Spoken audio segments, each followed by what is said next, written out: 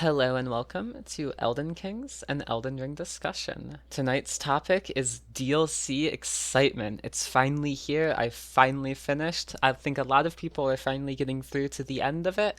And oh boy, are there a lot of things to talk about.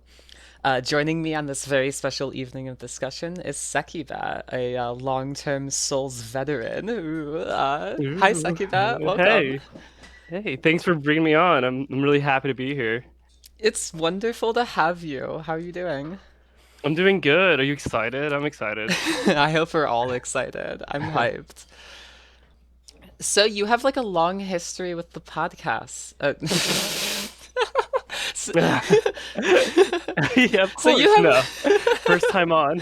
so you have a long history with the series, right? You know, like what where was your start with it? What was your beginning? I yeah, I played. So like I've been around the community for like a long time. Like I haven't like made stuff, although someday I will, probably sooner than later, hopefully. Um, but I played the first Dark Souls back like a month after it came out, and this is before it was like the series was like as big as it got. So like the thing that like tipped me over, it was kind of on a whim. Someone told me, or like I heard online that it was like, look how hard this series was. Like Dark Souls is so hard, it's a challenge. So like and I'm not like a challenging like kind of gamer. I'm like very casual. So I like picked up the game like out of kind of just like on a whim, and it stuck with me like the whole way through. And like I ended up going back and playing Demon Souls, which ironically I knew about before Dark Souls. It's just I didn't realize that they're made by the same people. Um and then I just like I was there for every release after. So like Dark Souls 2, Bloodborne, Dark Souls 3, the DLCs, et cetera, et cetera, et cetera. So I love this series. It's like one of my favorite series of all time. Um, and yeah, I'm excited to be here and talk about the DLC. It's so exciting to be around for when a new FromSoft thing drops. It's just nobody knows It anything. It's really so is one good. of the best Um, gaming experiences, isn't it? it's so good. It's like, it's so refined at this point too. It's like, I apologize ahead of time if I sound kind of like iffy. I'm coming off of a cold too, so like, yeah, apologies for that. Oh, no problem at all. I mean, you know, it's a very casual podcast here. No super professional things happening. But what was something that struck me is that like I feel like regardless of where people start in the series, regardless of what their first game is, a lot of people will always say that they were hooked after that first game. You know, some people might never beat it, you know, they might bounce off of it, but once you do beat it, once you do like get really into it, I feel like people just keep playing after that, which is it's amazing how the series can hook people in. Oh yeah, and then like I always like talk to people who come in later in the series, and they're always like, yeah, they really do say like, oh, Dark Souls 3, it's my favorite, or like it's the one that I like a lot. It's the one that I got into, um, Bloodborne and stuff like that. So it really does like stick with you. Yeah. Yeah, the get good quote has been, you know, prone to elitism, but the game that you get good with really does hold a lot of nostalgia because you really do have that like trial and tribulation phase, whereas after that, you know, maybe you just flow through the games a lot easier. You know, you get to be casual with it. hmm Okay. So, the DLC, long awaited, so excited. What was your just as a no warning to all viewers, this will be spoilers, probably spoilers, everything. Do you want to ease into the spoilers with some of the lighter stuff or just dive straight into it? We can do it. We can ease in. We can talk about some gameplay stuff, which might also cover some bigger spoilers. Mm-hmm. Um, and then talk about, I guess, like general reactions and like your general like first impressions and stuff, and then dive into some of the lore stuff, which I think there will be a lot to say on. Um, a little bit later, or like however you want to do it is fine. Yeah, no, let's ease into it then. Let's start. Like, in terms of the legacy dungeons, open world, and mini dungeons, they felt a lot more combined. It felt less like I was going from open world to legacy dungeon, like how in like Final Fantasy you'd go from an overworld to a dungeon map, and it felt more like things seamlessly connected, sort of almost like Dark Souls 1 with its verticality or Sekiro, just like on a larger, more spread out scale that utilizes torrent. How much of that did you feel? Like, what? How satisfied satisfied were you with the Shadow of the Erdtree as like a cross between open world and dungeon crawler? I think they like perfected it. I think it's so much better than the base game of Elden Ring. It's like such a like tighter experience. Like let's talk about like the first thing you do. Like you walk, like you don't even get a cutscene. They just drop you into the world. Like they say like go get it, champ, right? Like um and a lot of the open world stuff does just lead you to what they call like legacy dungeons, which are like the bigger dungeons. Um and it feels very like the areas are a lot smaller, but to get to other areas, you do have to go through like legacy dungeons or like even smaller dungeons. But they would consider it smaller, but they're actually pretty bigger compared to the base game smaller dungeons. Um, Yeah, the yeah, difference between mini dungeon and actual dungeon is smaller. The mini dungeons are much longer now in the DLC. They feel more complete as experiences, whereas in the base game, there are certain mini dungeons that would literally be like in and out 5 minute adventure. yeah, um, yeah, and they're so much better in my opinion. Like the first thing I did was go to a mini dungeon, the dungeon with Unte or something. It, Anze? yeah, Yeah, Anze, like the Yoda! Yoda, yeah, Yoda. And I was just like, I was in there for like an hour, just walking around and enjoying my time. Um, It's a really good yeah, dungeon. That was actually my first one as well. I rode around the plane for a little bit and then found Bellarat jail and was like, ooh, this is a long mini dungeon. Wow. right. Um, So, which of the two, quote unquote legacy dungeons did you begin with? Because the game, story wise, it pushes you towards Ballarat. But of course, everyone that plays these games, or most of them, love to explore. So, most people immediately go in the opposite direction towards the gravesite plane or Castle Enzes. So, where was your first, where did you first go after the I went Ballarat to jail? Bellarat. Yeah. I Okay. was playing with a friend, and the friend went over there too. So I'm like, okay, we'll just go. Let's go over there, check it out. And I enjoy that dungeon a lot. Uh, I I as like a first like dungeon area. It's not like because they drop you into like the plains of the like spirit graves or whatever that area is called. So they don't drop you like right in this dungeon and say like go get it. But the dungeon's like right there for you to just literally walk into. And I went in with like a 150 character, 80 faith and like 30 something dex, 35 dex. And I had a pretty decent time with it. Um, How oh, the many of the scorpions. Scadu tree Sorry. fragments did you find before you went in? Probably like one or two, just like the ones like lying around the area. Yeah. But yeah, those I scorpions, right? I know they're like because they mentioned about them in the first in like the base game. They drop like that weapon that you get like near the Lake of Rot. Talking about a scorpion goddess or something, and then like you see them in this game, you're like, oh, they're like like, they're like crawling around. Yeah, like ooh. That is I really like Bellarat for that. It's such an interesting experience because you go through like the very lowest part of Bellarat and it's just abandoned. All that's there is scorpions and it's completely dark and dim. And then you move on into like not upper Ballarat, but like at least the place where people are still living or shadow living, as like Yeah, the shadows. Yeah, yeah. And it's such a good level. It's so fun. it is fun to explore and get invaded in and stuff. What was your first impressions hmm like? I guess did you also go to Ballarat like immediately? I spent a bit more time with the gravesite plane. I think I did most of the stuff to the west of the bridge that leads to Castle Enzis, but before Bellarat. So like I got the Oathseeker Knight armor before doing Bellarat because I Mm. backtracked instead of doing the dungeon. But when I went through the dungeon, I got all the way to the Divine Beast Dancing Lion.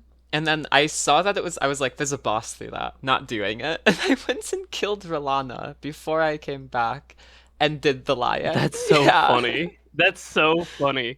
I went straight to the lion with my friend. We killed it. And that's when the frames dropped a little bit for me. But I don't know. I enjoyed it. I found the secret area too with like the avatar. I think it is called.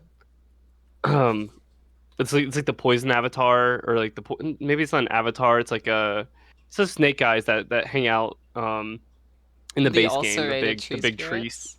Yes, yes. I couldn't think of their name. I found I found like the poison one. There's a poison hand glove down there. Fist weapon. Oh. It's really Is cool. that the frenzy one or a different one? No, there's a poison one. It's like there's a frenzy one, which looks cool because it has like a bunch of eyes Mm-hmm. on it. But it's a poison one that I think poison builds will like a lot. I feel like a lot of the variety builds are eating so good with the DLC. Oh, they're eating. Yeah, I agree. Yeah. I agree with that a Like the lot. red mains get a specific buff for them, Storm gets a specific buff, some of like the physical over FP builds get a buff for themselves.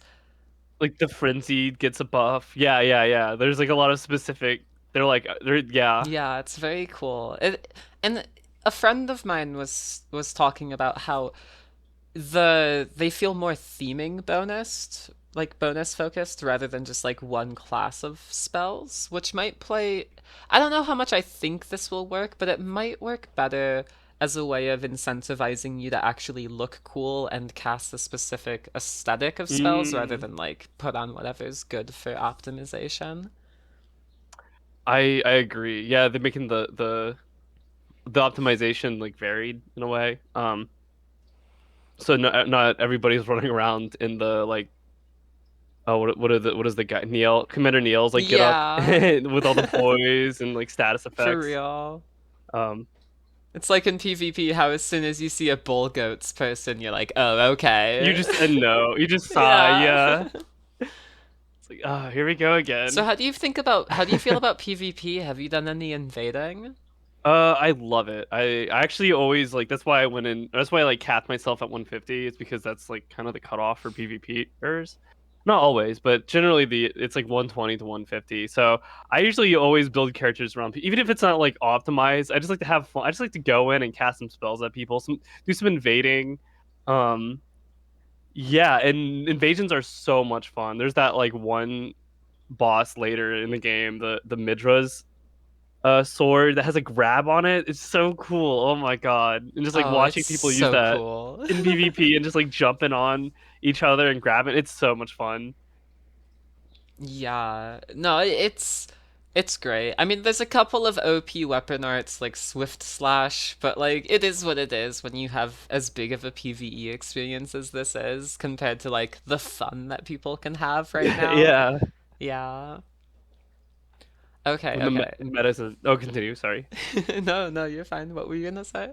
I was saying like when the meta hasn't formed yet. It's just people are going around doing like whatever. This is the best time to be PvPing, yeah. Yeah, and it's before people get so focused on just winning. You know, you still have that crowd of people that just play for the enjoyment of it, which is really Hmm. nice. Yeah.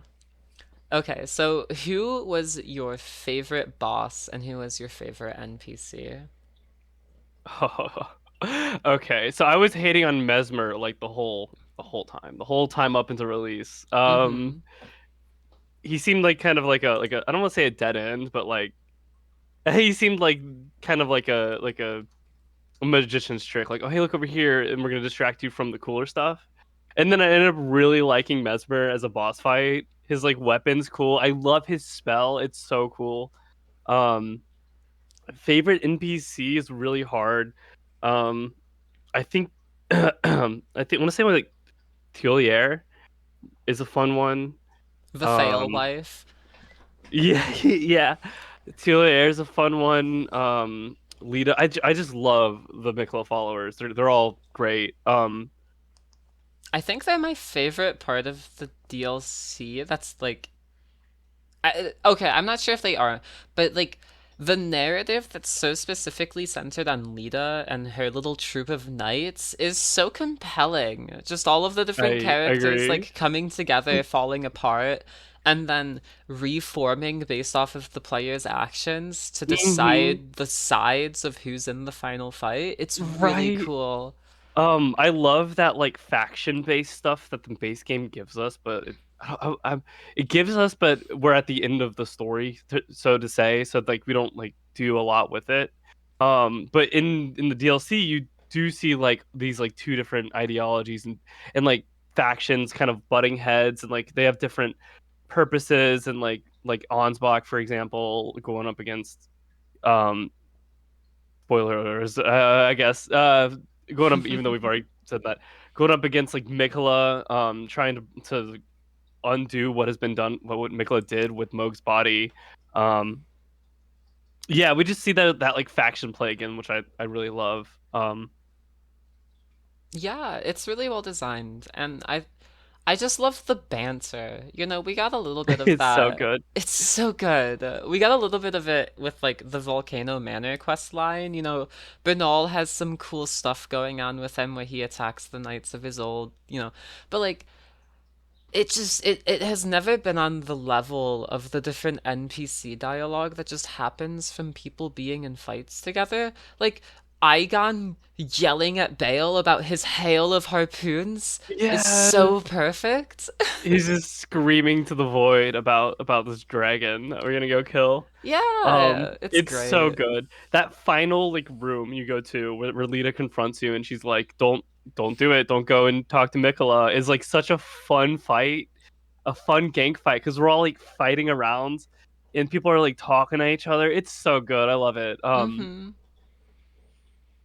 I feel like there's so much of what they wanted out of Gideon in these characters too. And maybe that's just me being a Gideon fangirl, but like I think that Ansbach, Tillier, and Leda all have different aspects of what Gideon was in the base game. But the fact that they're more diversified, they're less aloof, and they're more directly affectable by the narrative makes them all like people that players will latch onto rather than just see as like a boss that they get to trash on. And like like you've got Ansbach, who's like this kind, he's like this mentor figure, old man. He's got sort of shifty allegiances, but he's past the point of even caring about them. It's very similar to Gideon, like, but like where Gideon fails because he's aloof, Ansbach is kindly and he's sort of chill, he's just this chill old Yeah. guy. He like has his hands behind his back, and the beard on the Yeah, helmet. exactly. He's sagely. He's a grandpa. And then Lita like trash talks him when you can like, because like halfway through his quest line you can like decide to join like with Lita or with Ansbach. And if you join with Lita, she's like, Don't be fooled by him. He's gonna give this like old man demeanor." You know what I mean? He's actually like a skilled fighter. He like attacked Miquella at one point and actually slashed open Miquella apparently, um, or something along the lines of that. Oh, It's I really didn't get interesting. that letter dialogue, to be honest. I'll have to. You see, that's why I have to go back and play more of the game, because I feel like I haven't seen everything that Leda has to say, because I've sort I of know. betrayed her. Yeah, say like I feel that. I feel that. But yeah, that's really interesting, because it's like one of the mysteries that I have yet to fully look into is that Miquella was wounded upon arriving or before coming to the land of shadow. That's part of why he's like abandoning his flesh. I think there's like a Miquella's rune that says like he was wounded, but it doesn't specify who. But if Lita specifies that Ansbach slashed him, maybe that's another candidate for the pile, because previously, you had Moog or Mesmer, but Hmm. no, it's a total mystery. It might have been Ansbach himself who says it too. I can't quite remember, but I do remember somebody saying like, "Oh, they slashed, Ansbach slashed Miquella." I do remember that. Mm-hmm. Um, Very interesting. Okay, so, Ansbach's your favorite NPC, and who did you say your favorite boss was again? I'm gonna say Mesmer. I do like Mesmer as a boss. He's just cool. He's just so cool. His second phase is sick. Mm-hmm. They reuse the Bloodborne snakes again. I know, and they It's still so drop my good. frame rate. Oh no. Um, What he's sort of like Malekith in a way. Like I feel like he's very squishy, but he's so fast and so brutal that on higher scaling, like when he has more health, he seems like he'll be so Oh, dangerous. he killed me. Yeah, yeah, yeah. When he takes forever to kill. No, I kept killing him with a sliver of health, and every time I'm like, no, I'm so close. Um, Ansbach is a good. I honestly, NPC wise, it's really hard. I love all the NPCs. Ansbach's great. Freya's great. Like even Lita's great. Like I just love the Miquella followers as like a group. They're so good. They're really Um, interesting, very compelling. I think that my favorite might be honestly, it's hard to say. I'm really torn. I like Ansbach and Tolier as well, but I think one of the most narratively compelling ones to examine is Freya, actually, because she embodies so much of what is wrong about conquest. Like, oh yes. yeah, okay, okay. I'm glad that you Do, picked up do you on that know her too. story? Yeah. Do you know her like story, like what she does? Yeah, yeah, yeah. Yeah, how she like turns against you when she realizes that Radahn. Yeah. Yeah, well, And it's like an honor bound too. It's not just like, oh, I'm gonna turn and kill you. It's like we're gonna meet in battle because that's what we do. Um, yeah, it's really interesting. it's like it's such a good example of fanaticism in my opinion, because Freya, Yes, to all intents and purposes, is really chill. Like in older games, like even most people would helpful. have. Exactly, yeah, She but like people helps would. you fight. Yeah, sorry, continue. Yeah, no, you're totally fine. People would have assumed she's like Solera or something, that she's just there to help you while she tries to further her own quest. But like, as soon as she realizes that her quest is like going in contrary directions to your own, she has no qualms about breaking off your relationship. She has no emotional attachments. It's like all of that's just drowned out in warrior fanaticism. Oh, it's so good. It's so good. It's so interesting. But yeah, say your piece. Say your piece. Oh no, no. So like yeah, yeah. What happens is like Ansbach and Lita are like Lita's like you find her in like in Mesmer's like house of knowledge or whatever you want to call it. I can't remember what it's called right now, but The like she's specimen yeah, tower. yeah. Yeah. She's like trying to like study like what's going on. She's like, "Oh, I wish I listened to Ansbach, this old man who knows what he's talking about." And then you like go and you find this divine scroll or whatever, it's divine ritual scroll, which is basically telling us like what Miquella is doing. And you give it to Ansbach, and Ansbach is like, "Okay, I now know what Miquella's doing with Mog's body." Um, and I need you to pass this information like along to Freya. Um, and he just straight up tells you who the final boss is, which is ends up being Radahn. And Freya, who served under Radahn, is like, well, I know old man Jaren would hate that because we put him to rest back at the festival. But Radahn himself wouldn't hate that because he likes just like the eternal conquest, right? Um, and so she's like, "Well, I'll meet you on the field of battle." And then you fight her with the rest of the followers, Lita and the Hornsent, Dane, and is it Moore? Mm-hmm. Well, Mor will join Miquella if you tell him to move on, but if you tell him to Hmm. stay sad forever, he doesn't. Interesting. Mm-hmm. Interesting. Same thing for Um. Freya. Like she only joins Miquella when she realizes he's reviving Radahn. Like before that, she doesn't care. It's such a fun inverse. Like players are so used to complete the quest and have this person help you later on. But like in completing the quest, you talk to Ansbach and he's like, "Here, I'll write a note for Freya." And it's probably him being like, "Hey Freya, this is sort of fucked up. We should stop Miquella." And Freya's like, "No, go tell Ansbach that I'm gonna fuck him up and that I can't wait to meet on the field of battle." Right. Like, yeah, it's just so fanatic. I It's I great. think it gives us like more insight into like the rule of Miquella and Radahn because Freya says like eternal battle or something, right? She when you fight her, I actually have it pulled up here. Let me see. She screams at you or like yells at you. I completely agree though, while you pull it up. Like I think that like, we don't have to get too far into it because there's still other topics to dance around. But the core theme of Elden Ring at the end of the day, and this is evidence from the base game with Ranni's secret ending, is that you should reject godhood and saviors. And there was enough like the DLC I think picks up a lot of story threads that they wanted to just finish, but I also feel like it was probably in sort of a direct response to some of the fan theories.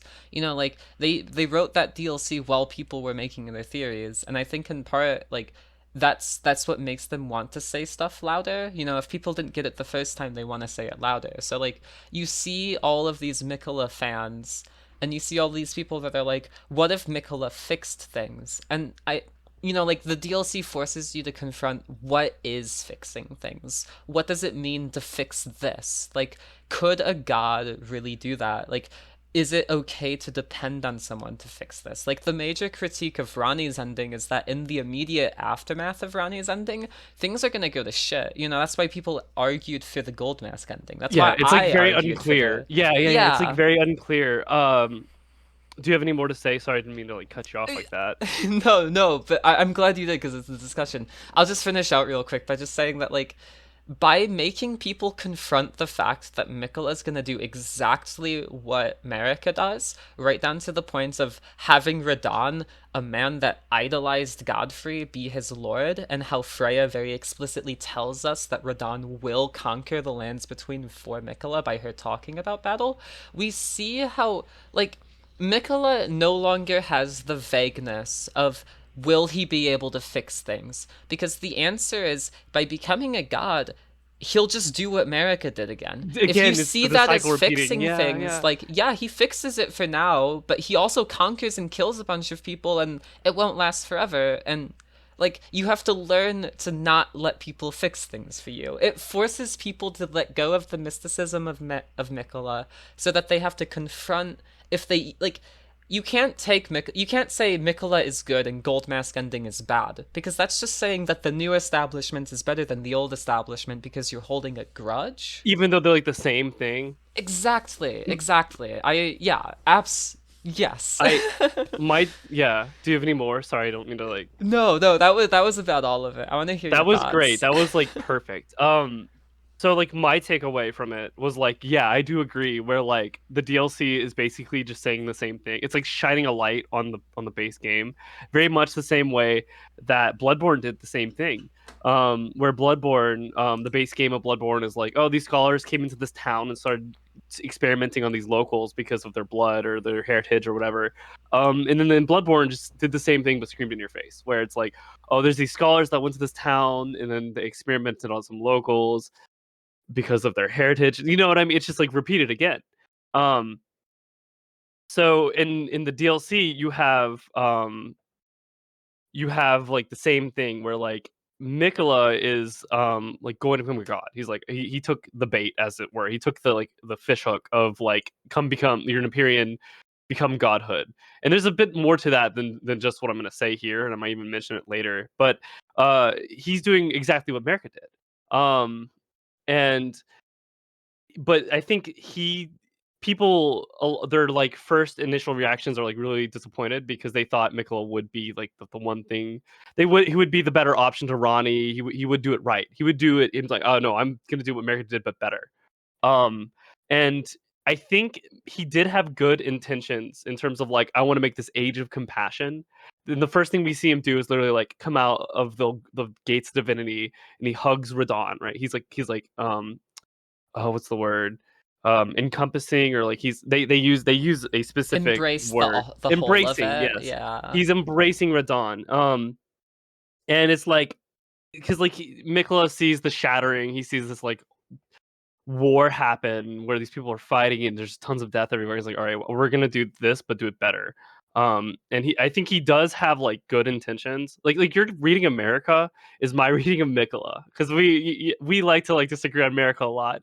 I think the problem with that is like he's enforcing it. It's not like true compassion. It's just um one that is like unearned and it's just repeating that cycle because like even it said there's some like things that say like oh it's like fleeting like the golden light of the Erdtree is like It's like a good feeling, but it's fleeting. It's not like real. You know what I mean? Not that it isn't real, but that's not lasting. And I think the takeaway there, and the reason why we end up fighting him, is because like it's it's also like a shackle to like Miquella, because we see Trina and we do Trina's quest line. You can like talk to Trina, and Thiolier gets mad at you because you can hear Trina's voice and he can't. And he gets like kind of like jealous at that. And then he comes to terms with it after you beat him. And then he helps you like kill Miquella. And Miquella's like throughout the DLC we see him like shedding parts of his humanity, for lack of a better term. He's shedding parts of his like person, and he starts shedding concepts like fear and love. And Yeah. it's just That like fear one you're is so powerful, right at the base of Ballarat. I think it's love too, because you find the loved one in the fissure, like looking at Right um before Saint Trina, yeah. Trina, yeah. And then Trina's like, oh, don't do it, like Miquella, like you're trapping yourself, which is like I think they are like he's that like like that Jesus metaphor of like give me your sins, like I'm gonna like shed my own humanity so that everybody else can like live this like compassionate life, even though it's one that's built on like this age of like they call it age of compassion, but it's one built on Radahn, who just wants to like war things like internally. Is like that's what that like Freya line made me think of. Yeah, um and even if Radahn has pretensions of nobility, just like Godfrey did, there's still that underlying need for combat. Like, what is so impactful about the end of the DLC, in my opinion, it's meant to make you upset. Like when they write a DLC as controversial as this one about a character as controversial as Miquella, and they only make one ending, like there's good reason for that. Like they in Bloodborne, they weren't afraid of locking two major bosses behind a story decision and a hidden plot thing, secret mhm. ending. I think Elden Ring is more mainstream. There's more pressure on them not to do that. But at the same time, they have precedents of like locking out bosses based off of a story decision. They could have taken the easy out and given the character like a player ending where they could just bow to Miquella. Yeah, And you and they could didn't. yeah, like they could have given us a cute little 10-second cutscene of this is Miquella's Age of Compassion, but Mhm. like they didn't, because if they did, people would still have that wiggle room to argue why Miquella might be right. And Right. that goes back to like, if you think Miquella can be right, then why don't you think the Golden Order can be right? Why don't you think it can be fixed? Why do you think it has, like, yeah. um the who's Ymir just like straight up shades America, where he's like it's like broken from the bottom, right? So like from the base it's like already flawed, so it's like you know what I mean. He says like America's age was is from the beginning just like flawed because of its nature, right, from the base of it. Yeah, he throws Which we so much can shade. It's so funny.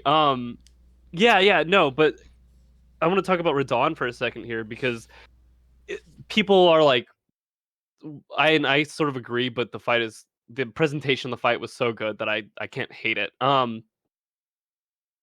People were like, why Radahn? Why not like Godwin? Like, why didn't he say Godwin? We hear so many things about Godwin. There's like that statue in the base game of Godwin like hugging who appears to be I mean, why Miquella, not Millennia? If he's gonna or like purify someone and do incest, and why not not his, yeah, Millennia? the sister, yeah. I um think that's where like the core problem of Miquella comes from. I think that there's a lot of good with the DLC. I think exploring Marika's past, exploring how her roots are rotten and mired in madness, like how you brought up from Yumiya's dialogue, is really important. I love that. I love how it makes all of that more clear. But like they do it and they reinforce the thesis of rejecting godhood and divinity and saviorship at the cost of Miquella. Like I mhm. will say that with retcons, Miquella is a bad character. I don't think he's a bad character because like I don't want to say he's a bad character because I'm disappointed in why he did the things he did. It's just that like on the way to doing the things he did, there's a lot of stuff that's retconned to not make sense. Like the big one is the Battle of Aeonia. Like, what the fuck? Yeah, the thing like she says like Melania says to Radahn like, oh, he's waiting for you. Like that's so weird. My idea on that is that like um Melania also just believes in what Miquella is like offering, and she's like kind of self-sacrificing, like, okay, I'm gonna fight Radahn, right? We're gonna tell him like, hey, I'm telling him our plans. Um and this rot that's inside me, I'll just wait it out, or I'll just like whatever the end goal is, like Miquella will fix it, and I'm just gonna wait it out. That's kind of how I see them retconning Millennia. Um, Yeah, like she tragically puts all of her faith in the Miquella and is just betrayed for it. mm-hmm, mm-hmm. Radahn is an interesting choice. So before we talk about Radahn, I have to talk about Godfrey. And Horlu. As a character, I was very interested in him because he's really interesting. And there's a lot to talk about them, like just in the base game of Elden Ring. But one of the weird things that came up time and time and again, that I like to point out was like Horlu, he like mourns over Morgott, and he like mourns his cat Sirash like passing, even though Sirash was there to like literally like hold him back. Um, so there's this weird like angle of compassion that is like juxtaposed against his like just blood mongering like barbarianism. And that's also juxtaposed against the like fakeness of like the round table and like the like we're gonna be like honorly knights, but in reality he's just like a barbarian, right? But what doesn't seem fake is his like actual compassion. Like it's the thing that I kept bringing up. I like to bring up with him because it's just so interesting. Because again, that seems at odds with Marika, who is her actions don't speak compassion.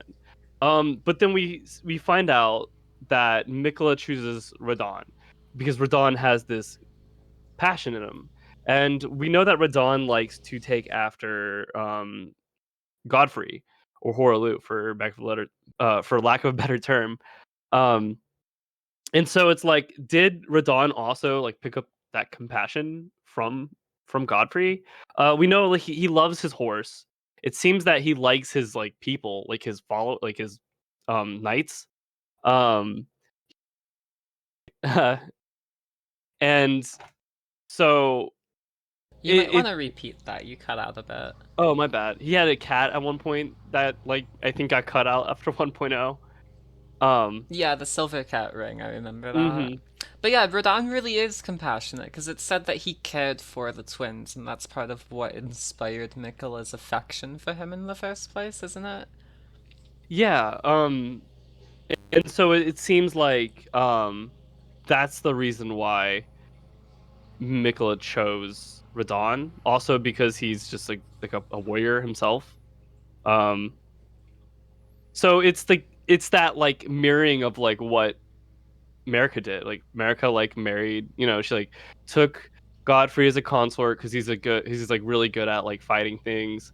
And it's like doing like Miquella's doing the same. Like he took Radahn because he's good at finding things, but also because he's compassionate. And like Miquella wants this age of compassion where like everybody like we're reintroducing like love or like embracing each other back into the world, which is a very like you go to the tower, in near Elim or something like that. What's I think you the got it, name? Anir Elam. Yeah, and there's a bunch of like, and then this is actually a bigger theme of the DLC, which I might get into. You get into the tower, and there's these like statues of this like big figure and a smaller figure, and there's like the coil around them as if to embrace it. And then you see this like coil like everywhere else. Like you see it like the Scadu tree just has this coil around it, right? Yeah, the Um, spiral. Ooh. and then like again like Miquella comes out and immediately embraces Radahn in what is like another take on the Lorien and Lothric fight from Dark Souls 3. Mm-hmm. I wish that you could damage Miquella during that fight. I feel like that would have added more depth and made the Radahn's health bar more bearable, but It would have been like, you mean like for double damage, not as like a side health bar like they yeah. do in. Okay, yeah, that'd be cool too. Yeah. A side health Um. bar I feel like would have been a bit overcomplicated, but Yeah, that was the problem with Lorien and Lothric. Yeah. Yeah. But yeah, it is what it is. Um, but yeah, finish your thought, please. It goes deeper than that. Like I have a lot more to say, but I think we'll get to it later in the podcast, depending because there's so many avenues into this like train of thought. There are, That there are. that's what I think basically Miquella is like doing. Like they're in a way imprisoning themselves because they're stripping off what makes them relatable, like humanity and you know what I mean. Their humanity and their concepts like love and fear, all for the quote unquote embetterment of the greater The world lands greater good, between. yeah. They Yeah. think that if they atone, if they make all these sacrifices in this moment, then afterwards things will be better, you know? And Yeah. like they make this realization on the Cerulean coast when they abandon Trina because they have doubts, and those doubts are manifested by Trina realizing that to be a god is to be a captive It's divinity. And like mm-hmm. in that need to be a captive divinity. Miquel, like that's the core disparity between Miquel and Saint Trina, where Saint Trina would rather die and accept death than give up her love to become a captive divinity, because a captive divinity means that you lose agency, you lose the ability to choose. Like I think again, I've always made like this whole America apologist argument. I don't think it has to be that much of an apologist. I think she did do like wicked things, but like at some point, I think the Golden Order ran away from her. And that's where you get the idea of like captive Okay. divinity. Like, how could you It's love very people Dune. if it is very Dune? I think it's just Dune the entire way down. It Just like is. Armored Core 6. It makes me think like the fight where you fight Lita, that whole room just gave me because there's sand everywhere and there's like that circle in the middle. It just that was just like that just felt like Dune. The But God continue, Emperor's sorry. throne room. Yeah, yeah. Yeah, I mean, like, that's about it, really. I just think it's just so good how they make this idea of Miquella abandons his love because he realizes that if he can't embrace everything, then he will have to kill what he cannot embrace. Like, in Like abandoning the ability to love, you make that line between inner and outer order. In establishing a god that has a fallibility and being able to accept one thing or the other, you create that distinction of heresy, and that's always going to cause strife. Like you're, yeah. yeah. Do you have more or? No, I mean I'm rambling at that point. Like Oh I no, could I'm connect it to here. Gold Mask, but like, yeah, no, no. Give me your Oh, if you thoughts. want to go for it, I'm so here for it. I mean, it's Um, just that Gold Mask represents balance, the rejection of the gods. It's yeah, I don't. yeah, it seems like Gold Mask like is doing what the fingers are doing, and he's like, oh, I'm pretending to be a finger, and we're like communing with like the straightly to the greater will, and then he realizes like, oh, the gods that are like here to be to rule and maybe even to like impose the greater wills like over the lands between is flawed because they're just going to impose their own will. You know what I mean? So it's like they're just using it for power. It's just America used the greater will, her divinity for power. Um, and so he's like, all right, let's just like have direct control of the greater will onto the lands But between. like, what is divinity if not power? Right. Like to be divine is to be power. Like the distinctions of government and everything are blurred when you get the God Emperor. Like Mikla does some like how did you feel walking up to Mesmer's thing? He's like breaking the shattering of the other rune, and then you see like stuff falling from the sky. Like, oh, did something happen? And then you go talk to Lita, and Lita's a like little bit of like a zealot, because you talk to her, and she's like, I am now worried about the other followers because what happened because the rune was broken, like the grasp on them, like their enchantment over Miquella was like broken. So she's like, now we have to like weed out the people, the unbelievers. Um, what were your thoughts on that? What were your reactions? I think it's one of the best parts of the DLC. Like I said before, the NPCs are some of my favorite part, and this is like the point where the narrative really like hits its stride because you have everyone going their own way. I think, Yes, like you yeah, say about Leda, she's such a zealot. The way she immediately starts ticking off her list of who to kill. yeah. It's like yikes, and then you can tell her like Tulier and or the Horn scent, right?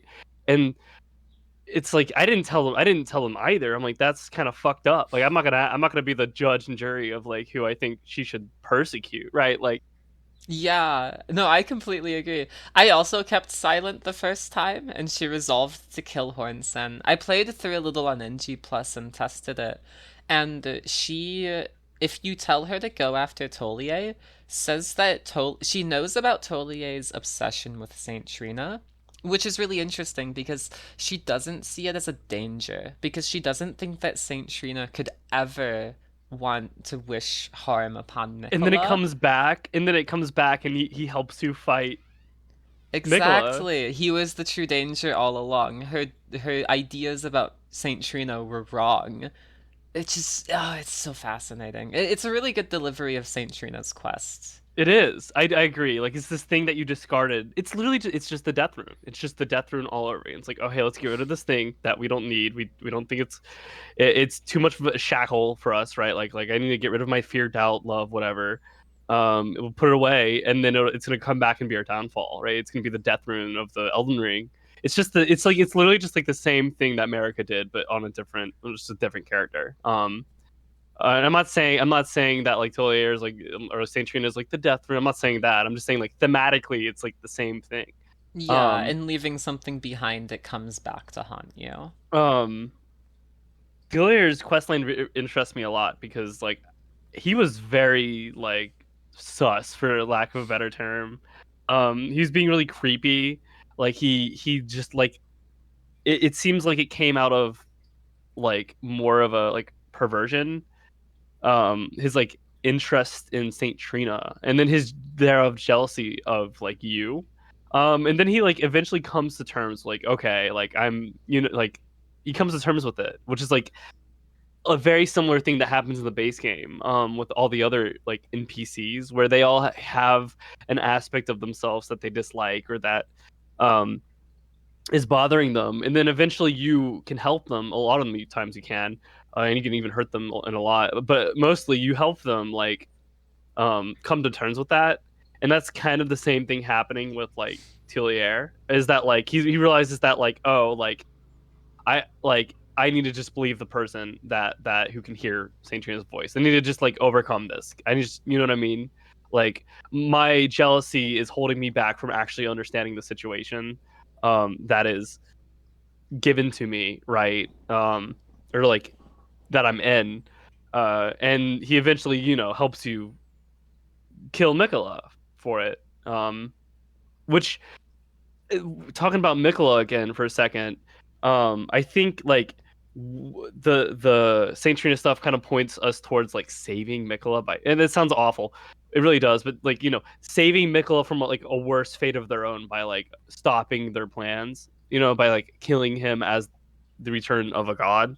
Oh, without a doubt. Like we see, like if Miquella is doing what Marika did to begin with all over again, then we already know how it ends. Like Saint Trina's saving Miquella from becoming a husk bound within a tree that's doomed to be a puppet forevermore by the greater will by killing him before it even gets started. Like, yeah.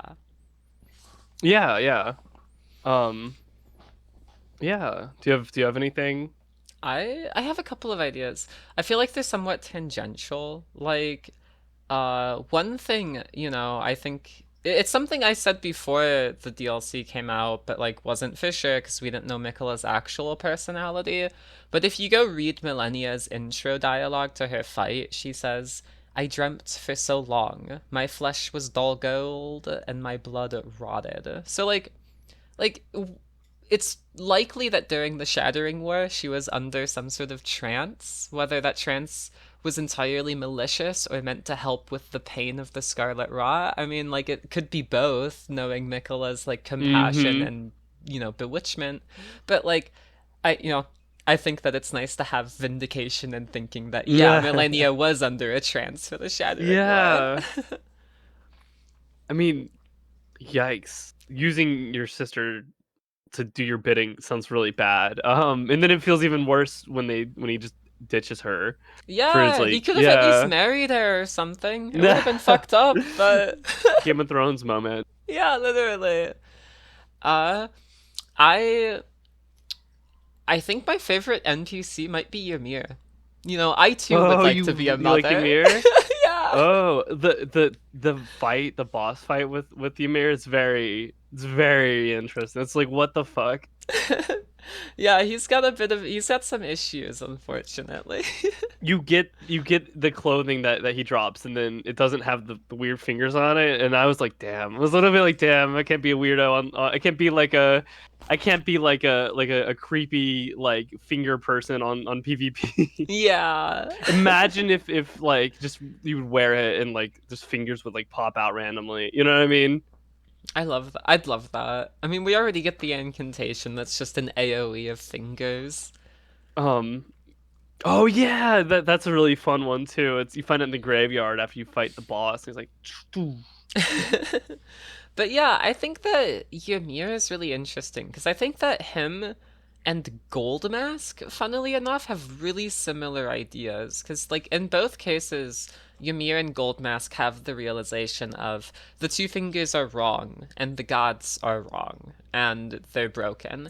And in my opinion, fundamentalism has in scaling because fundamentalism understands the Golden Order and the faith of it in a way that just religious theocracy doesn't. And that's like in the understanding of the Golden Seed and the Elden Beast as a star, which, if you talk to Ymir, you have that exact confirmation. We even get the confirmation of like the founding reign of stars was, the Elden Star and Glintstone, and that Glintstone and, golden stuff, like incantations and sorceries from the greater will are from the same source. They're all children of the stars, which is there's so much loaded dialogue in that. But like just in that sense, I think you see the same thing of Goldmask and Ymir bypassing the two fingers, bypassing the gods to try and go straight to the divine. It's just that rather than trying to act as a finger like Goldmask, Ymir tries to give birth to them.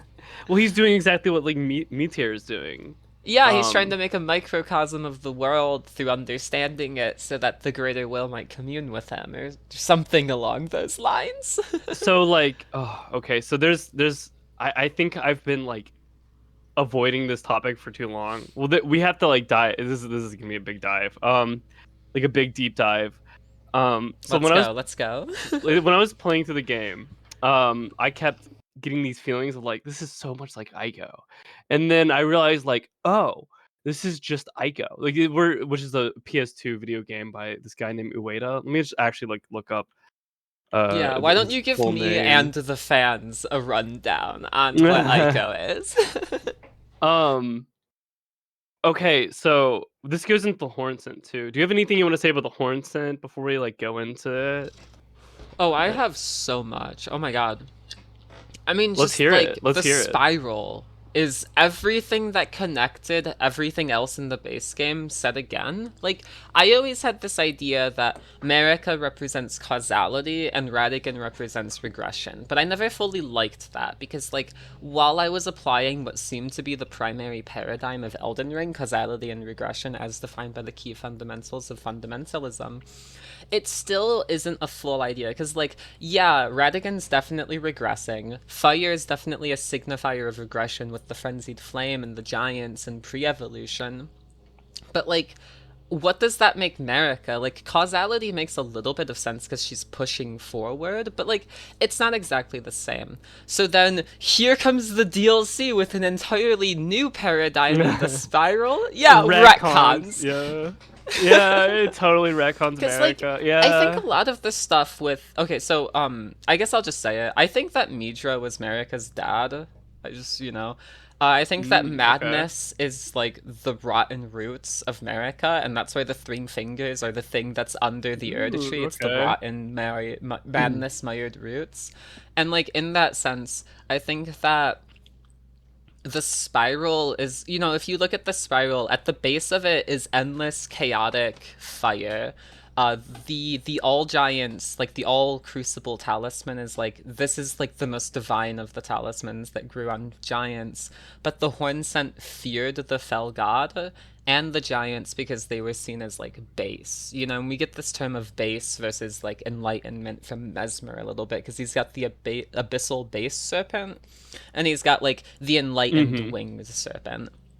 So like for Mm-hmm. the horn scent to view the end of the spiral as like base and profane and impure, they'd then want to ascend the spiral towards divinity. And you get like, they have their Tower of Babel that they're building in a spiral towards the heavens so that they might, you know, get to the gods. Mm-hmm. And like, Marika does exactly that in a new way because what she does, if you look at baseness, the bottom of the spiral, as like chaos, and then if you look at the top of the spiral as gold, the Inquisitors of Bellarat use gold very specifically, then you see Marika cut away the baseness of her father's heritage, Metyr, who becomes the frenzied Flame Lord, and you see her embrace only enlightenment, you know, with the Erdtree. Uh, I don't know. I really like that narrative. To me, it feels really good, and I really like the thematic undertones of the spiral in general, even if people, you know, like, because, like, just symbolically, that's really interesting, even if people disagree with the line of speculation about Mudra. But yeah, I mean, that's my spiral Yeah. spiel. No, I love it. I do have something to say on the spiral too, but that kind of goes with eco. But we'll get to that in a second. I do agree that America is like related to Midra in some kind of way. I don't think they're directly like is. I don't think Midra is like her father, but I honestly was Nanaya. it Nanaya? Is that her name? I think Nanaya might as well just be America. Because in the painting we see like Nanaya's pregnant. She has like the two spiral, even though she doesn't have like the blonde hair that America has. She has like the two spiral coils like on her head, like draped over. She's like hidden. We know that America is like hiding things. Like for example, the veil in the sky is like almost certainly America, in my opinion. Of like her hiding it, like her hiding her Yeah, sins, like the shadow tree is because like over. yeah, You know, like I think if you look at the crucible incantations, they're like this land was once overflowing with the power of the crucible, but now it's shrouded in shadow. yeah. Like that's the other thing. Do you think the Scattew tree is just the crucible? I Like I I have no think clue. that the But do you Scadu think that? tree or Shadow tree potential, I don't know how to pronounce it. I think it grew alongside the Erde tree. I think that most of the evidence suggests Ghibli tree? that prior to America's rise to power, this was just the land where Bellerad existed. And then during the rise of the Erde tree, this shadow tree grew alongside it, and after they burned Bellerat, its thorns like intertwined the upper half and shrouded it. Interesting. Okay. Um, Part of me wants to think that the Scattew tree was just the tree that came before the Erd tree. Mm-hmm. So in a way, it could be the Crucible. I'm not too sure about that. Um, but like we have America like has so like I'll talk about Mesmer for a second here. Mesmer, like what did you think about when you saw the eye? Like that was so cool, isn't that? Oh, it was great. I was like, oh no, he's gonna pluck out his eye. They made it so It grisly too. He really oh, acts because they like like it cut the black. hurts. Yeah, you could hear him screaming. But like the eye is just America's like source seal rune or whatever, isn't it? Yeah, Like and you can find that exact rune like as a consumable item too. yeah. Um, but so people I'm assuming are gonna be like wondering like what was that about? I think because like Mesmer is like talked about as like hidden away. Like he also uses fire, which is a big like no for the Erdtree. And he's like hidden, and you can find like the America healing things. I can't remember exactly what they're called. They just heal you to full, kind of like the other things in Dark Souls 1 through 3. Yeah. Um, and it says like, oh, she used to make these for him, but not anymore because she like abandoned him. But you see, he has this like eye like that Merrick put in there, I think, and he removes the eye and then crushes it. And but before he moves the eye, you see like these like maggots like behind his eye, like writhing around. Um, and then he crushes it, and then he like kind of like reveals his true form, which is this like his like fingernails grow longer. Like, he's very goth. He is. Uh, and he has like zombies like the snakes are like white but they could also be like shedding, I think. But he's like very decrepit looking, and I think the idea there is that like it's like more of like, I don't want to say a metaphor, but it's more like we have America hiding the like literal like rot, Kagare as Aesir would say, uh behind, the golden seal, and then he crushes it to reveal like what's really there. And then it's also talked about the fact that he hated the flames, even though Yeah. he uses them. Um, Yeah. I so it's completely like, agree.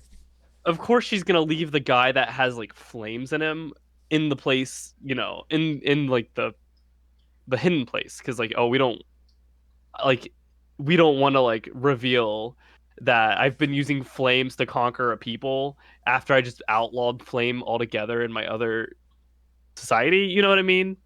Um, yeah. So I think that's very like what it like stands for is like, it's like this is her like Mesmer is not only revealing the rot that she's hiding, but he happens to be that rot. There's another thing too. There's another thematic thing too. We'll get to. Sorry, I've been saying that this whole conversation. I mean, there's a lot of But stuff to get to. yeah. But do you have any thoughts? Any other thoughts? Yeah, I mean, reading the Remembrance of the Impaler, you can see it's pretty verbatim about it. It says a malevolent snake writhed within Mesmer, and so his very mother plucked out his eye and put in its place a seal of grace. Yet having done so, her fear compelled her to secret away her child within the realm of shadow. Hidden away, keeping company with the original sin and a hatred that would not be confined. Like, that's loaded, isn't it? Yeah, like the original sin. Like they bring that up a lot. Which Yeah. I have ideas of what it is. Oh, let me also finish the frenzied flame. So I honestly think that like she is Nanaya, and like Nanaya tells Midras like to endure, right? Like, oh, endure. Like, I'm gonna stick this like stake through your head because you've been tampering with the frenzy flame, um, which is a big no-no, especially to the horn scent, because the frenzy flame just destroys souls, right? Like, it just deletes souls. Like, It's it's a complete, based. yeah. Uh, Complete that. So honestly, that might even put into context Melina a little bit. Because Melina talks about like that he who walks inside the flames will one day meet destined death. So is that like, did did Marika tamper with Midras and then like, oh, I'm gonna lock up the frenzied flame and then I'm gonna just hold my daughter to go kill Midras when he like, um like loses, when he's no longer able to endure the frenzied flame. And then in a way that we kind of do that because Melina finds us, gives us the power to like turn runes into strength, gives us like, torrent, and then because of that we make our way to Midras and then kill the Lord of the Frenzied Flame. So that could be it. I'm not 100% on that, but that's like a solid, in my mind, it's like a solid explanation for Midras being in the DLC. Um, but yeah, it's just a thought I had. There's a lot of lines of speculation to take. Like, I can see how that makes sense as you progress. It might go a little bit farther than like where I'm willing to sit with it for now, but Yeah, like yeah. no, I mean, like, I totally get it. And that's what theories are all about at the end of the day. That's like one of the weaker things I have. Like, yeah, yeah, definitely. But Hmm. it's just a thought. I would just like threw it out there. No, I mean, that's what we do. Like any thought is worthwhile, I think. Like any theory, any line of speculation is worth considering in a way. But like I think that like I do agree though. Like, you're talking about the frenzied flame and the flame being a symbol of failure, and I think you really see that. Like in the base game, we already saw it once. The Fell God lived even though Marika thought she killed it, even though she personally fought it to kill it. Like, we see the Fell God's survival as Marika's failure, and once again we see the Fell God linked to baseness, the base of the spiral, in Belorat religion alongside the Lord of Chaos. So like, you see how all of these ideas are conflated, and then further attached to Mesmer, because you have Midra who lives in the abyssal woods. You have Mesmer who has the abyssal serpent. You know, like these are the same base end of the spiral, even if they're sort of different powers. And if you take a heritage, you know, like bloodline from Mitra to Marika to Mesmer to Melina, you see this shared affliction of fire. You know, like Marika even has her Radigan other half. Radigan, who in cut content was father of the Misbegotten who are touched by the Crucible, which is the fire power of the fell god. You know, it all comes together in my my mind a little bit. Uh, No, I can see it. Yeah, yeah, definitely. we talked a little bit before about getting into Metyr. You know, we've talked a lot about the three fingers, but do Mm. you want to talk about the two fingers, or is that too soon? Like where they're from. Yeah, like what? Like Metyr's a pretty major lore It is. revelation. I want to talk about Yoda for a second first. It's like this game. It's like the just in case you didn't know this was a sci-fi game, we put Yoda in it. Um, which is so funny. But yeah, Meteor is like a really cool boss because it's fucking alien. It's an alien. I love her. She has such a. She's got like that biblically accurate angel design a little bit. It like yeah, she has like an eye on her thumb, like that like shoots fucking laser beams out. It's very cool fight. Mm-hmm. And it gives so many Um, implications. Like she and the Elden Beast probably landed at like you know like the Finger Ruins. I think it's Deo up near the Shaman village. Like that could be where Elden Beast landed. The Finger right Ruins of or Rhea could be where Metyr landed, or the Cathedral of Manus Metyr, and then the Rhea ones are a third thing. I don't really know. I haven't really thought about it too much. it's a lot. There's a lot of like so yeah, there's a lot of like implications on the ground of like the greater will, which is the cool stuff that everyone wants to talk about because of the cosmic stuff, like horror stuff, even. Um, but there is, I think a lot of people will be disappointed because we get a little bit of the greater will, but we get more of like like Metyr, like what the greater will like does, and like so we have Metyr, which is like a it's said Metyr is like the daughter of the greater will, and then Ymir himself like points out that like oh we're all stardust. These people don't understand what that means, right? Like, um, so like he's just repeating what what's her face says. Loretta? No, not Loretta. I don't know her Selim. name. Yes, or not? Is it Selen? It probably is Selen, but it's the girl by the three fingers. Oh, She like Hayada, Hayada. yeah, Hayata just drops that lore on us too. She's like, oh yeah, like it came from like the Big Bang essentially. Um, which I think puts into concept the it puts into like I think it kind of contextualizes the end of the March of the Stars or Procession of the Stars. I was thinking about that. So like the procession of the stars, it seems like a whole like a fate thing. Yeah, I mean, obviously it's a fate thing, but like a very primal fate thing. Like because obviously if we do go through this idea, well, I don't know. I'm getting mixed up in my ideas, honestly. I am crazy. You're crazy. um No, go no. Just say whatever you I need to don't even say. know how to properly phrase it because I feel like there's just those two major ways of seeing it. Like everyone's children of the stars because there was a big bang in the void of space, or the crucible existed on Earth and the horn sent were refined through the crucible ascending to divinity, and these like whatever people of the time had the founding reign of stars where you have like they believe in the procession of stars until you have astrologers who see the procession of stars become reality and come down to earth, and it's like the demi-human Yosh would have seen ruin in that because he would have realized that at the end of the stars coming to earth was gods and gods are bad, but like I don't know if it's that or if it's the Big Bang or if it's something else or it's honestly so loaded. Um, it is so loaded. I think Hayata is really. I think both Hayata and like Ymir kind of point towards it being like the Big Bang because like you've heard like oh we're all made of stardust in real life, right? You've heard of that stuff, right? Yeah, I have. Um, I think this idea of thought comes from another content creator. Her name is Theomony, also known as Kazative. She says that the end of the procession of stars like might be like the heat death of the universe. So we have like the Big Bang that explodes, and then they all like explode out, right? And then they go out to where no longer is there any. They're not close enough to each other. You know what I mean? Which Yeah.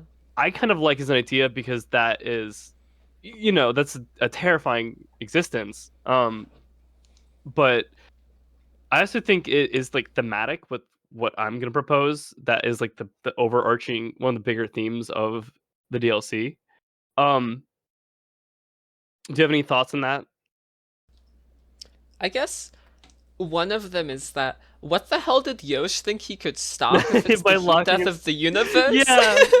Well, I mean, Radahn holds the stars back, so that's just like, damn, right? There's That's true. we have Yes. one example there.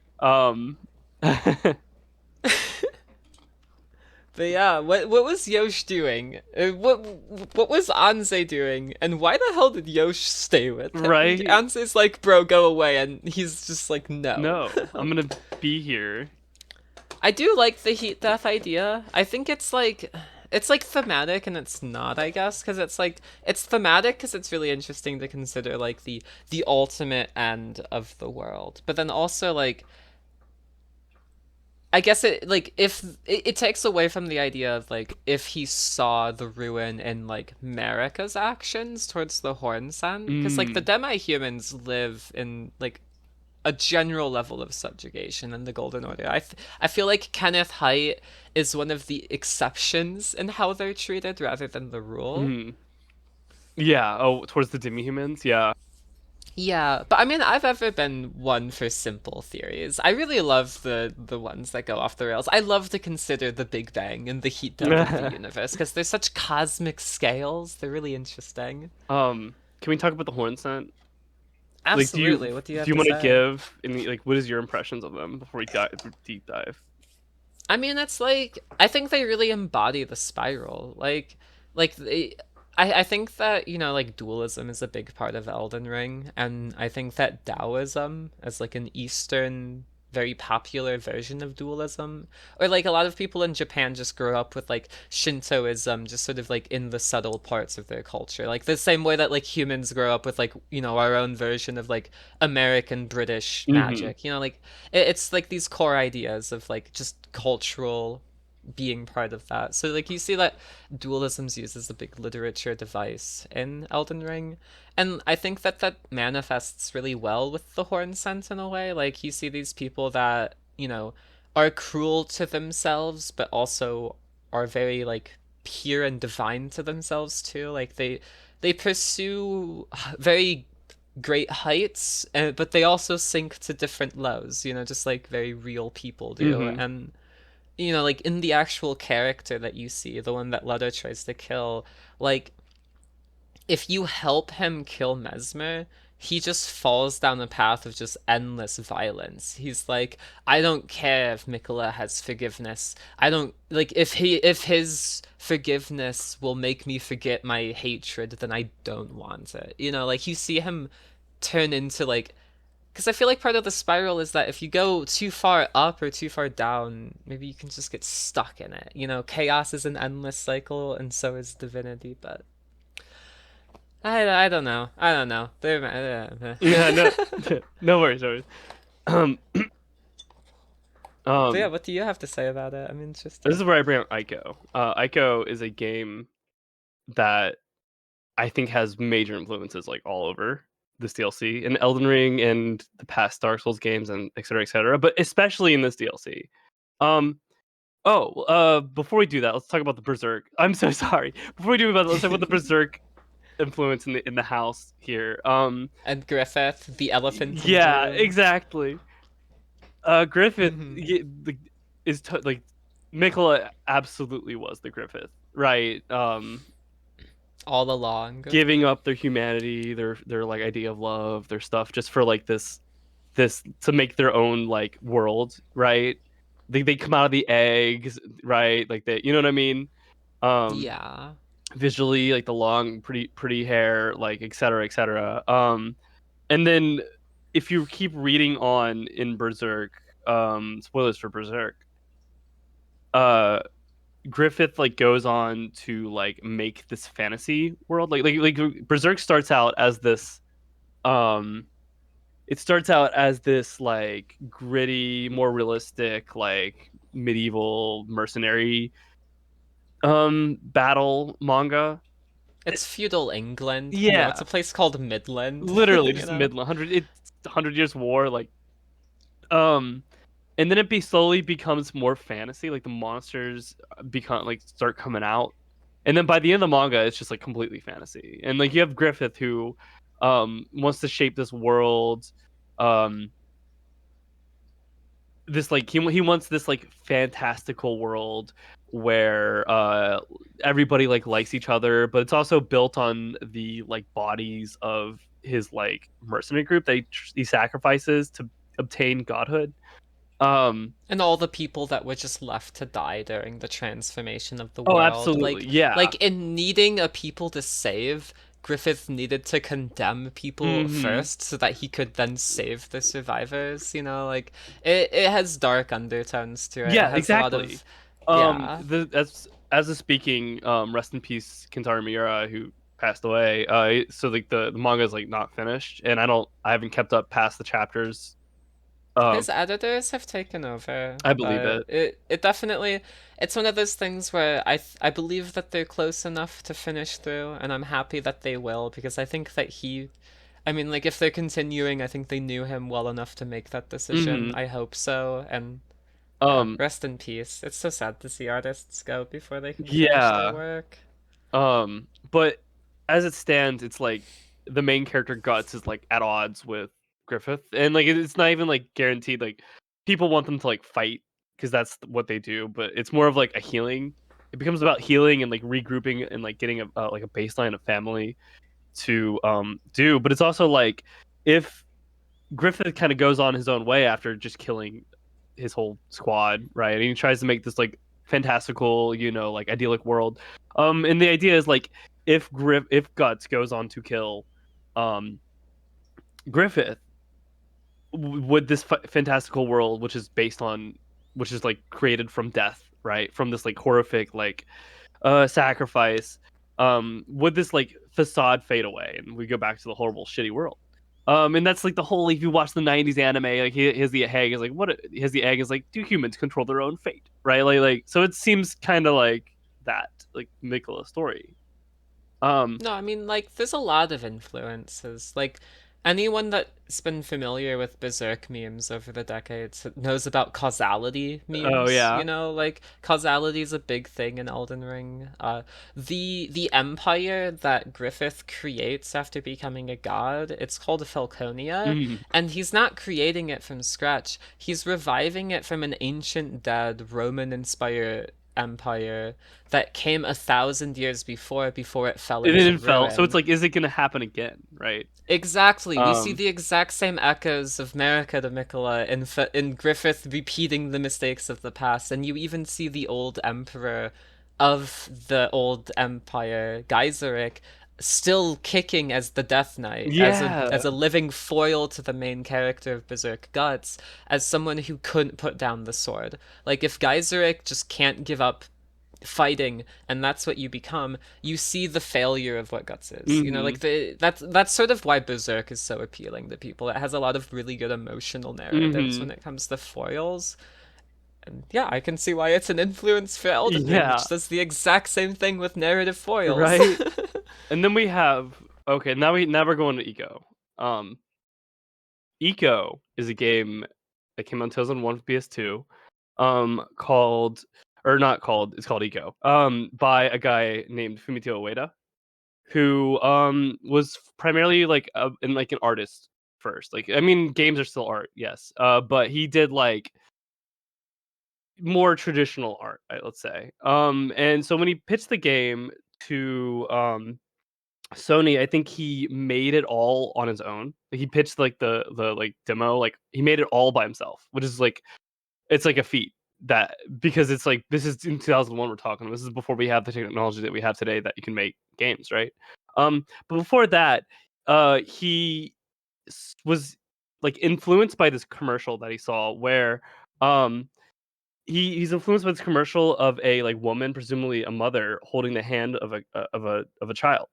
And he wanted to make this game called Eco. And so we have that. We have this game called Eco, and Eco went on to inspire.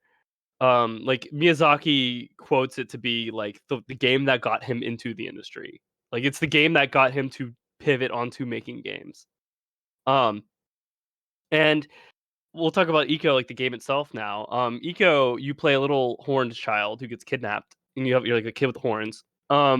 He gets kidnapped and put it in this castle, this big looming castle. And then you find this like woman named Yorda, and she's like this white, this like this lady in white. Wait, her name is Yorshka? Yorda, Yorda. yeah, yeah, Okay, D. okay. I know that's very close, isn't it? Um, Uh-huh. Yeah, you find her, and you have we'll talk about the games now. It's actually a first of a trilogy. The first game is called Ico. The second game is called Shadow of the Colossus, and the third game is called The Last Guardian. And even though this is the first in the trilogy, it's actually the last in the narrative of the trilogy. Not that they're like, well, they are directly connected, but they're not like the characters oftentimes don't carry over to the next game. Um, Anyways, the gameplay of Ico is it's very simple. Like these games are known for their very minimalist like game design. It's a lot of very simple like not puzzles but like very simple like buttons. So there's not like combos, there's not like crazy stuff happening. It's literally just like you're pushing blocks around to solve puzzles and you do this and that. Anyways, in Ico you have this uh he plays this kid who gets kidnapped because he has horns and he is a girl, and in the game you like have to solve puzzles and help this girl get out of the castle with yourself. um and you have to hold a button to like simulate holding her hand, and you pull her around the place by holding this button. And then of course when she gets kidnapped, um no longer you feel weird because you've been holding that button the whole time, so it's like now I'm not holding that button, like it feels really wrong. And so you can see how like that idea of like this mother holding his child's hand in the commercial went on to influence Eco, right?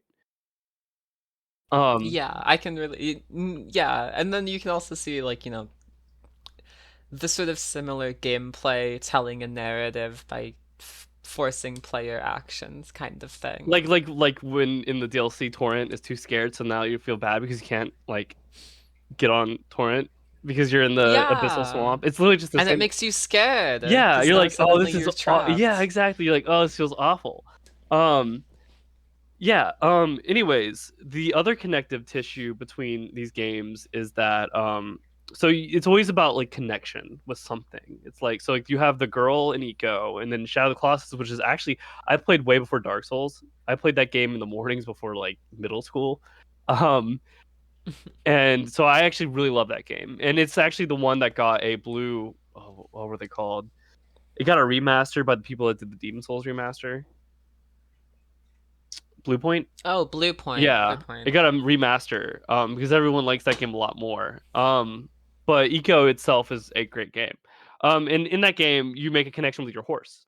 In that game, you go to this like forbidden lands, and you bring your dead like girlfriend or girl or whatever to uh this forbidden lands, and you because you've heard that there's this god there that will like revive your girlfriend, and so you travel there with your horse, and then the god's like, oh hey, these like pillars in this room, you have to kill these big colossi that are and then once all of them are dead, I will revive your girlfriend.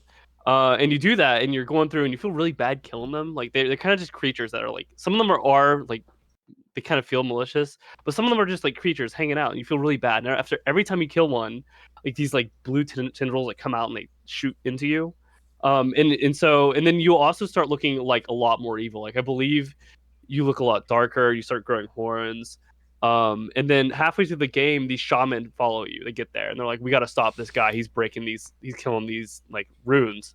Um, and So the gameplay itself is like It's a very minimalist game where half the time you're on your horse called Argo, but he sounds like he says aggro, so I'll be saying aggro.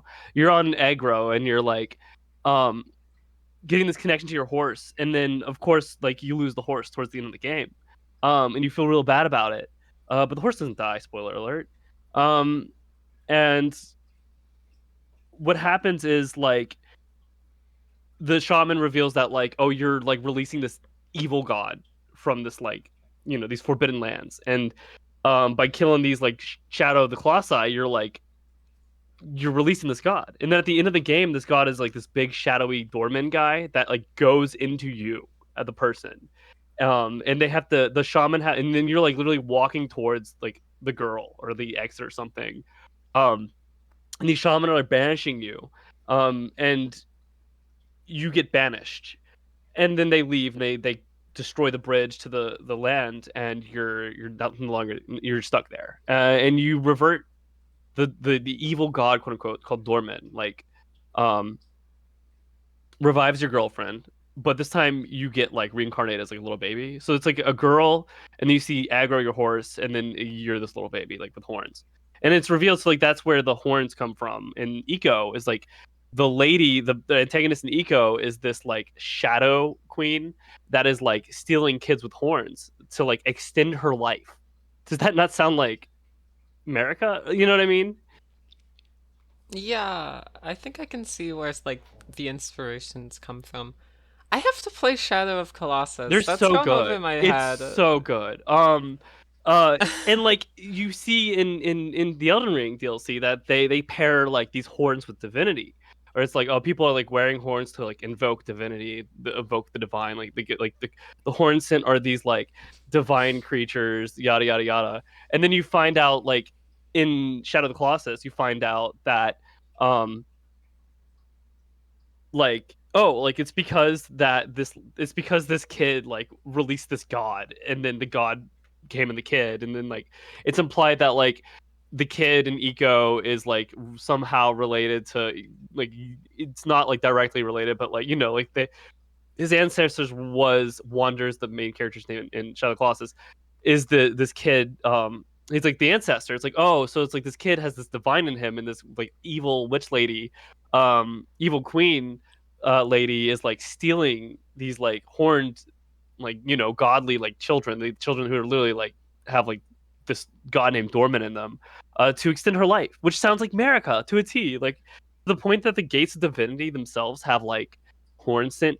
It's like man of horn scent. So it's like, did America like, you know, like kill and genocide these horn scent people to obtain divinity? So like America's own age of rule, age of order, whatever you want to call it, um, is like built on this like this lie, right? It's built on this like this first sin, as the game calls it, where they're um she's like killing the horn scent people, right? She's genociding, and we see like none in the DLC. Um, yeah, so like I think the inspirations are like super clear, and then like again, like I said, like the Eco trilogy games have um this like connection through line, like a theme of connection, where you're like, the first game you're connected to Yorda and you have to help her. Second game you're connected to your horse Aggro. The third game you're connected to, which is the last, it's the last that was made, because the last Guardian was like development hell for like 10 years. But it did come out for the PS4, I think. Um, and you're like connected to this like horse golem thing that's like kidnapping children. It's like the last series of the game that came out, but it's the first in the series like timeline lies. And I think you play as like the young shaman. I think it's supposed to be the young shaman who appears in Shadow of the Colossus.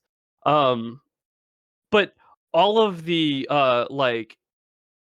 like all of the ruins, like the land of Tower, like the raw area, like that whole area just seems like like Shadow of the Closet. It seems like completely influenced by Iko Ueda.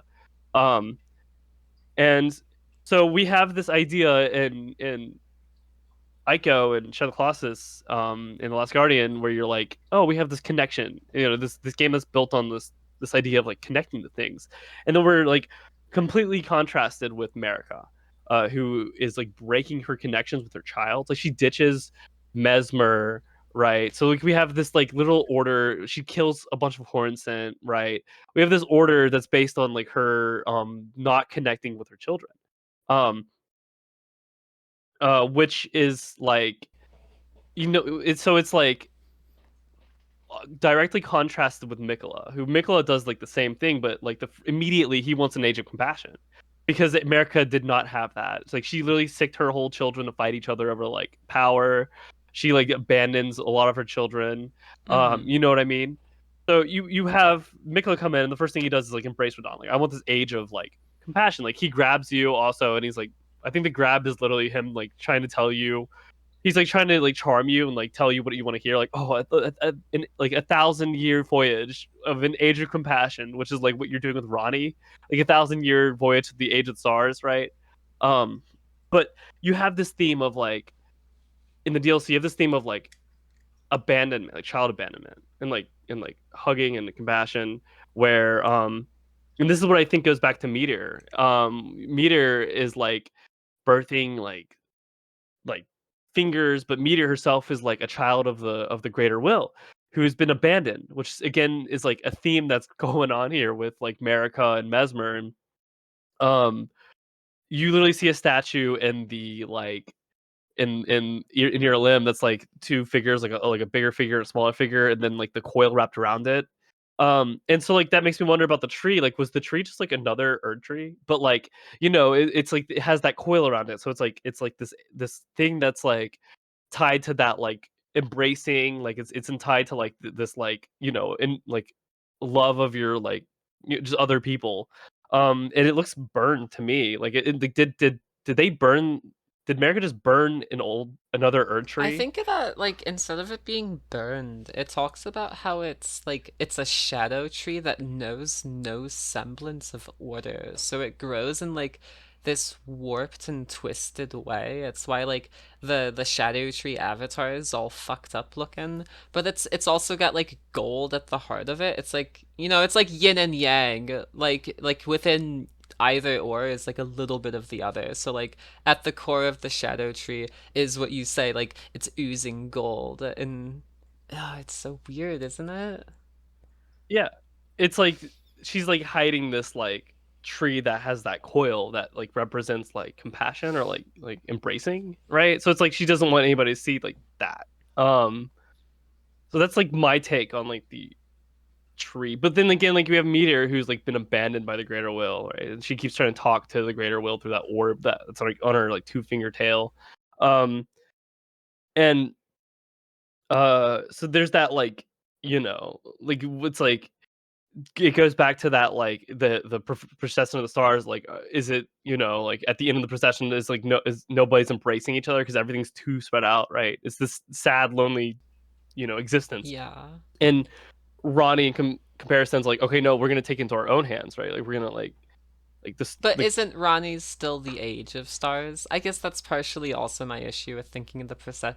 Like, I think if the procession of stars ends with Marika, or ends with Miquella, ends with godhood, then you see, like, why they'd fear it and why the age of stars might be, like, reinstating what was. Like, they mm, fix what Anze thought was going to be broken. And that's why Radahn has to die so that the stars can be in motion again, because the yeah. procession was halted and Ronnie's putting it back into order.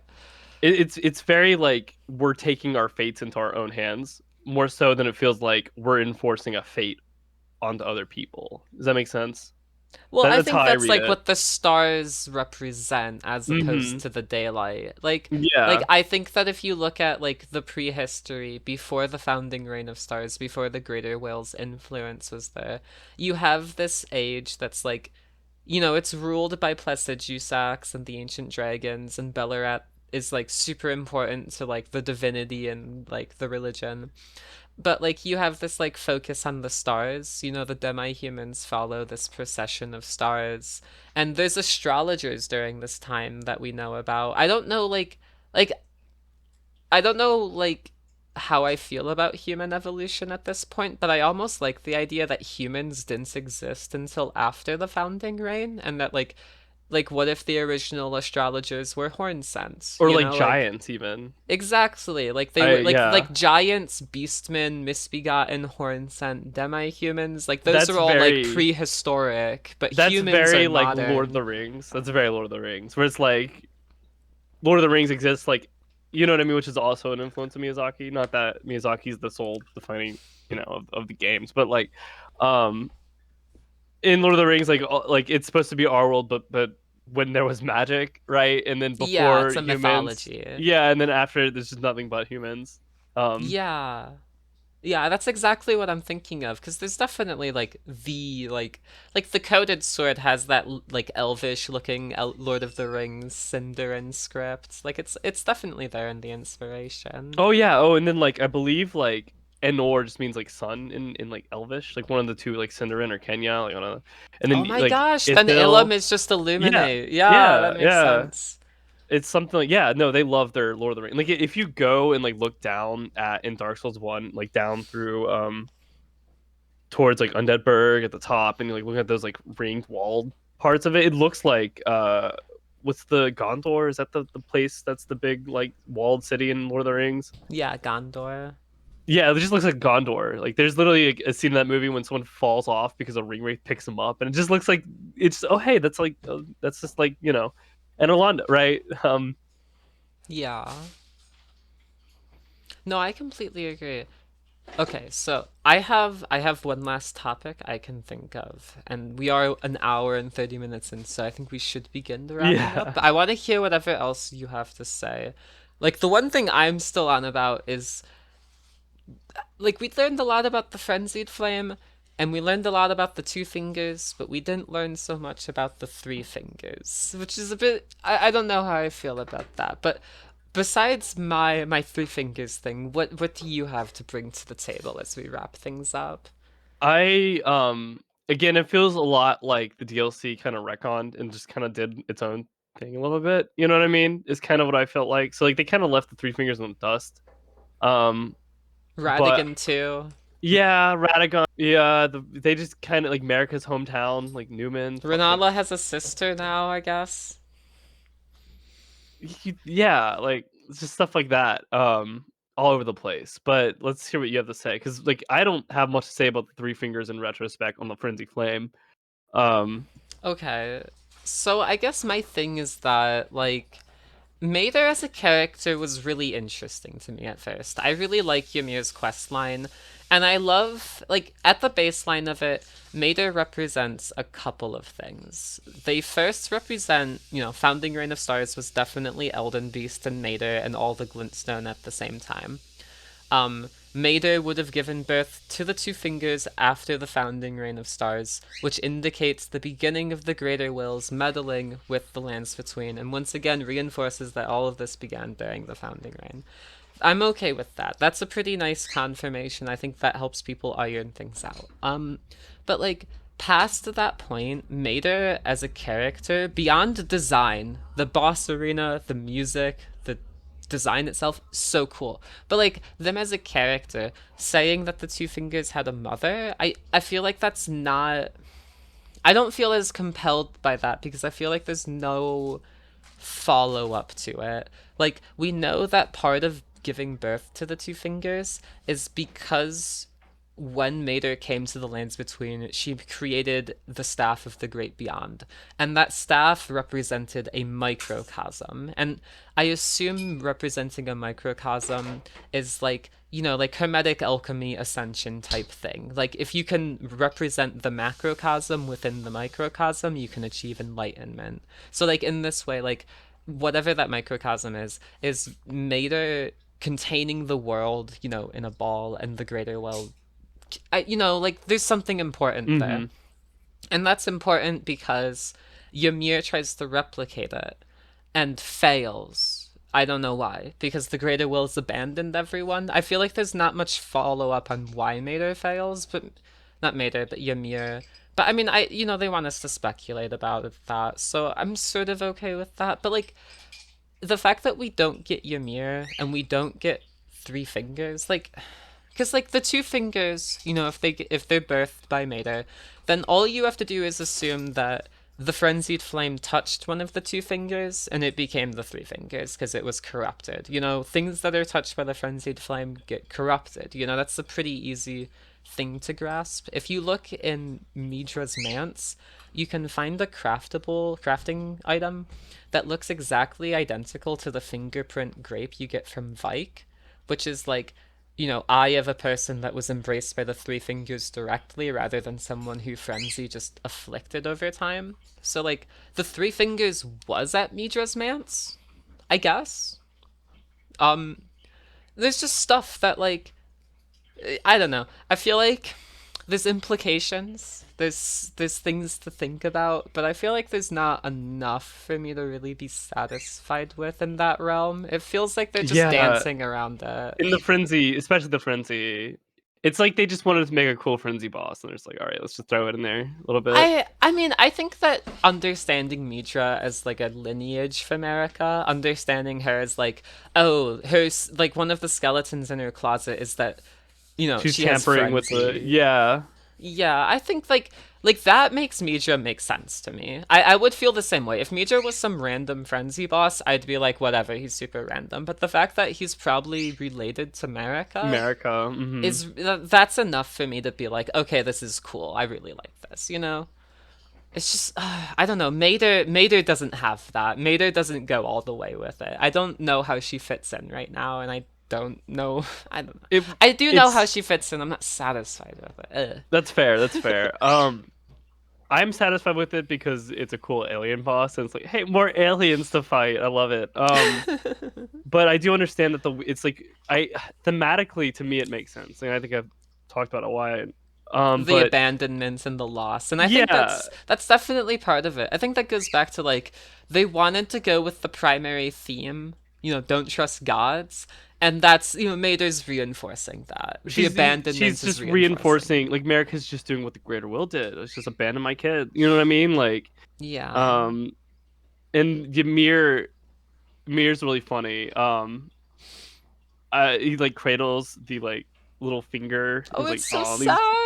He's like, yeah. No. He's like, these guys are really lonely because they're being, you know what I mean? Like they all yearn for the mother, right? That kind of thing, which is like the Yeah. same thing that Mesmer's doing.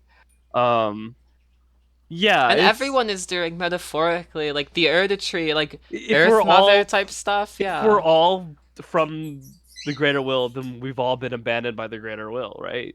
Yeah, exactly.